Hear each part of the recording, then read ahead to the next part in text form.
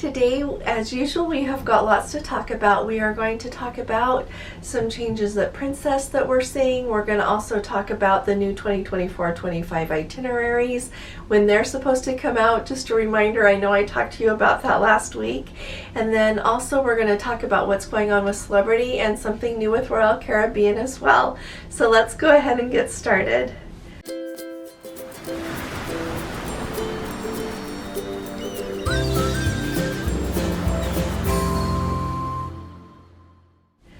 Hi there, this is Allison with Let's Go Travel Tips, and today it is really late at night on Monday, December 12th of 2022, so this is for you on the 13th, on Tuesday. But I wanted to let you know everything that I've been experiencing here on board the Celebrity Reflection, as well as some things that are going on some other cruise lines. So let's start off really quick here and talk about Royal Caribbean. Now, Royal Caribbean has already been in the news once, I think it was yesterday or Friday, but they are trying out that new thing that they mentioned on Quantum of the Seas with not doing the evening turn down service and room service basically by the room steward to your cabin.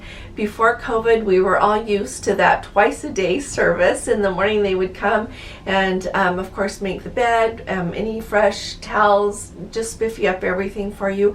And then in the evening, it has come back again on the cruise lines right after the restart. They a lot of them were just doing it once a day, but I think it is pretty standard across the board now that the second time that they come, they turn down, do anything else you need in the cabin. Royal Caribbean is going to experiment with taking that away. I love how they talk about sustainability when they make this announcement. Clearly it is an effort to reduce a little bit of the work of the stewards, and I think in the long run they are looking at it as a cost-saving measure. And so we know that the room stewards are already really busy, and so I don't know how this will impact their workload, other than they won't have to do that second visit to the stateroom and take care of everything. But that is an announcement that Royal Caribbean has made, that they are changing that. Another big difference that they have just announced is they have updated their Crown and Anchor Society loyalty benefits, so that now if you are Diamond Plus, they are going to remove Concierge Lounge Access. Now that is because their concierge lounges are being too crowded. Now in the announcement they did mention that some of the ships have bigger concierge lounges than others, and it depends on really how many people with a certain level of loyalty are sailing, with how busy they will be. And so that perk is being taken away from Diamond Plus Crown and Anchor Society members. Now I clearly don't have that level. I've only been on one Royal Caribbean cruise, and so I have not experienced their concierge lounge. But I do know that that is a lovely perk for people that have that, and so I like to think that Royal Caribbean really thought about it before they took that perk away.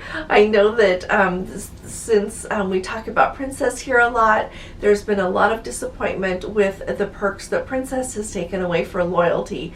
And so I hope that leadership is making these decisions very thoughtfully, because it's a really big deal. The people, they work hard to get the loyalty, or work hard, they sail with cruise lines specifically to be able to get the loyalty. They will choose that line and then take cruises on it to get to the level of loyalty that they want, to receive the perks that they want.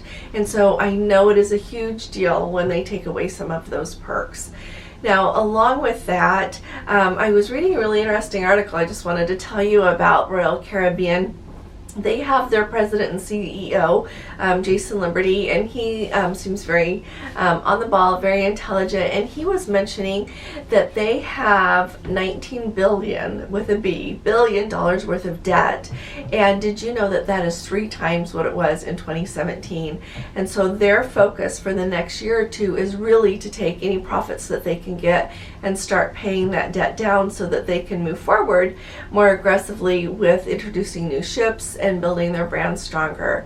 And I thought that was really interesting. I knew that the cruise lines had, of course, so much more debt after the pandemic than they did before, but it is really significant to me that it's 300 times as much. That is a lot. It tripled during the pandemic, and where we are right now. Even after the pandemic, they have had to take on more debt as the restart has tried to get going, and they had Omicron and just all these things happen. And so it's a really big deal what these cruise lines are facing right now. Now, another thing that I want to remind everyone about is Princess. Tomorrow, December 13th, they are supposed to start selling their new 2024-2025 Europe itineraries. They are supposed to be available for our elite members to book tomorrow, and then for everyone else on Wednesday. And so if you are interested in any of those itineraries, now is the time to look at them so that you can get the itinerary that you want in the cabin that you want. Not that you can't book them later, but it's a really good time, if you know where you want to go, to look and see what these new itineraries are. I am really excited to see them. I am elite with Princess, and I have not received an email about this yet. And so hopefully some emails will be going out. Those of you, if anyone has received an email yet, would you first of all let us know that you received it? And if you're comfortable with it, will you send it on to me? Just letsgotraveltips@gmail.com so that I can see what they're sending out. I have not seen yet what those itineraries are going to include. On Thursday, there is a call that I get to be on with Princess, and so I'm anxious to see if they show those itineraries then. And of course I'll be able to see them on the website when they make them public there, but I am just really excited about it. I get so excited at the time of year when they're releasing all the new itineraries, because I'm always thinking of where I want to go, places that I've been that I really want to visit again, and places that are on my bucket list. And so I'm anxious to see where Princess is going so that we can see what we want to do. Now, you might recall quite a while ago we said that we would do a group cruise to the Mediterranean in 2024, like in September or October. So let me know if anybody is interested in that. I am still would love to do that. I love to go to the Mediterranean. And then the other thing, so let me know if you're interested in that. And then also, you know, I mentioned the Holy Land, maybe waiting until 2025. Do you guys want to go ahead and go in 2024? If you can address that in the comments as well, that would be really helpful. I was talking to someone from Celebrity today, and I said, I'm anxious to see these itineraries drop. And Celebrity is supposed to be dropping a lot of itineraries this week as well. So I'll be keeping my eye out. And he's like, well, why do you want to wait until 2024? And I said, you know, I just worry a little bit about stability in the region and everything. And he is like, you know what, I have been to Israel 11 times. Just go. And so, yeah, so tell me what you think, okay? And we'll all think about that. So I am very excited about those new itineraries. And put below, like, some places that you want to go. If you see an itinerary that looks particularly exciting to you as these are released, put those in the comments so we can all get excited together. And it might help one of us think of somewhere, you know, we might see that you mentioned an itinerary and think that's, you know, an amazing itinerary and want to go there as well. So I think that would just help all of us. The next thing that I wanted to let you know about is we have a Let's Go family member who I very much appreciate in the comments mentioning that one of our very favorite captains, Captain Tuvo, you know, we know him as Captain Bye Bye, and then there's also Dino, we think of him as Captain Dino, but it's Sigani, I don't know how to say his last name right, but I want to say that he is the captain that was on when they were introducing the Discovery Princess. I could easily be wrong, but for some reason it sticks in my mind that he is the captain that was part of that. And maybe I'm wrong, maybe it was the Majestic. Anyway, if any of you remember, you can comment that as well. But anyway, they have moved to MSC. And so I asked this Let's Go family member, I'm like, how do you know? And, you know, just tell us the details. And she was so kind to say that she is Facebook friends with them.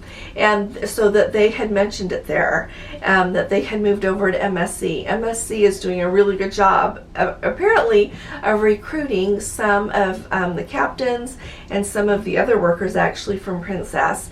And surely they are getting paid very well, but she also said that the cabins, like their whole living area that they receive on MSC, is much nicer than what they get on Princess, and so that probably had an impact on their decision as well. But I thought it was just really interesting. We are really going to miss them. I've been on ships with both captains, and I will honestly say I think that Captain Captain Tuvo really is in a class of his own. Just such an enthusiastic and just an amazing captain, and Captain Dino as well. I think he's remarkable, and not to make any captain that is with Princess seem any less. They are all wonderful, but we will surely miss those two.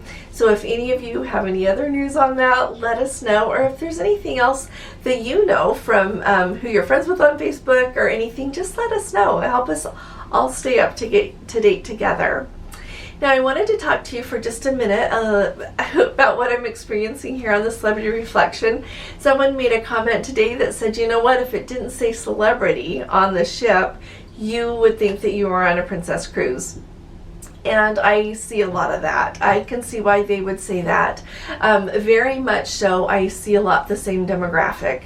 I see so many people who are my age and older. There are, of course, some people who are younger, but predominantly, very much predominantly, it is people who are like my age and older. That is who is here, and it looks like what the people are doing on the ship are the same things that so many of us enjoy doing on Princess. There's a lot of trivia, there's game show things to attend, there are tomorrow they're having watercolor painting, they're having like adult coloring, like with the big fancy things to, you know, do with colored pencils or whatever, and they just have so many activities that are lots of fun. I got to go to trivia today. There's a Let's Go family member on board who graciously let me come and sit with her team, and they do so well at it. But there are just so many things here, and so you combine that with a beautiful ship. You combine that with the music venues are wonderful. The entertainment is spectacular.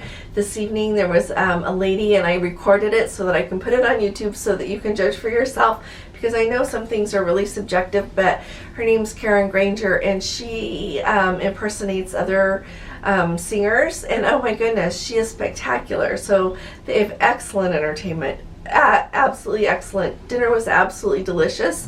The dining room here on the ship, it's 2 levels, and you'll enter on level 3 and level 4, and I had the shrimp scampi, I had a shrimp cocktail, and I had a watermelon and tomato salad, and then I had a warm apple crumble. I know it's a lot, with a la mode for dessert. It was absolutely delicious. Every one of them was actually just excellent, and so I thoroughly enjoyed that.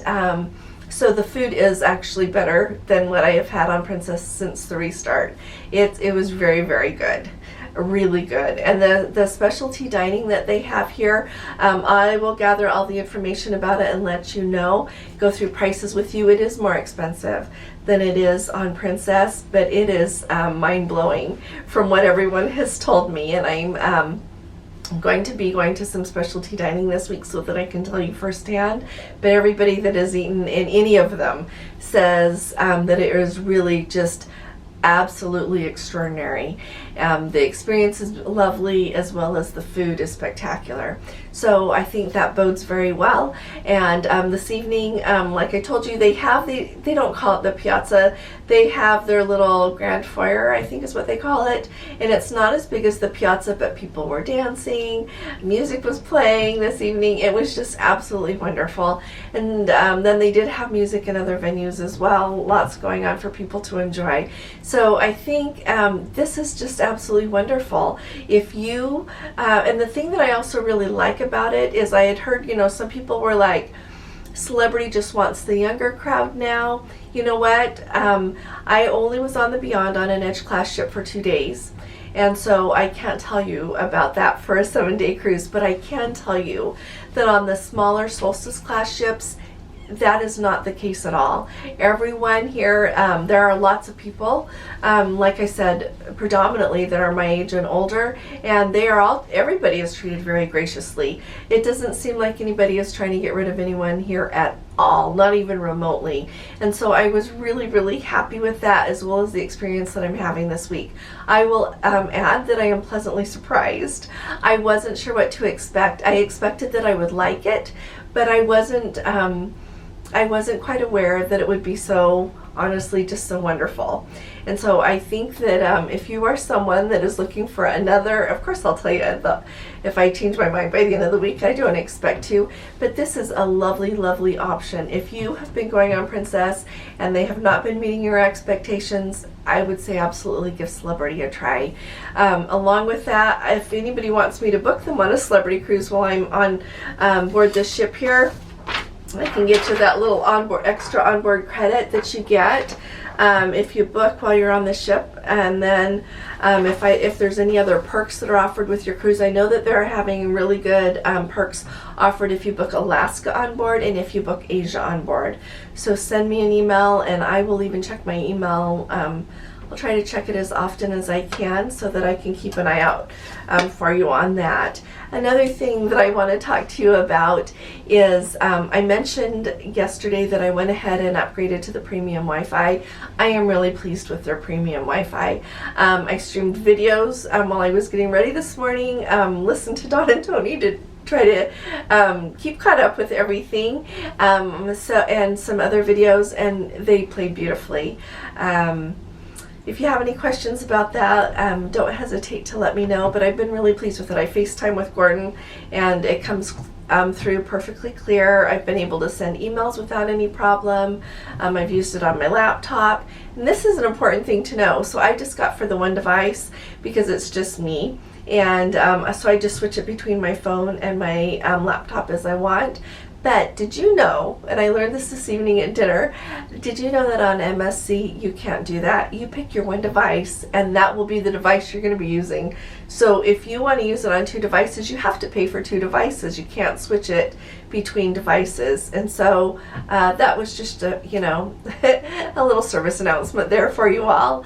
Another thing that might be beneficial to someone to know, also at dinner were some people that flew into Fort Lauderdale on embarkation day, and they said that they had to wait like 3 hours for the Celebrity transfer. Then they gave up and took a taxi. So I don't know if it's always like that, but the Fort Lauderdale airport is close enough to the port that I would just take a taxi. That's heads up for you.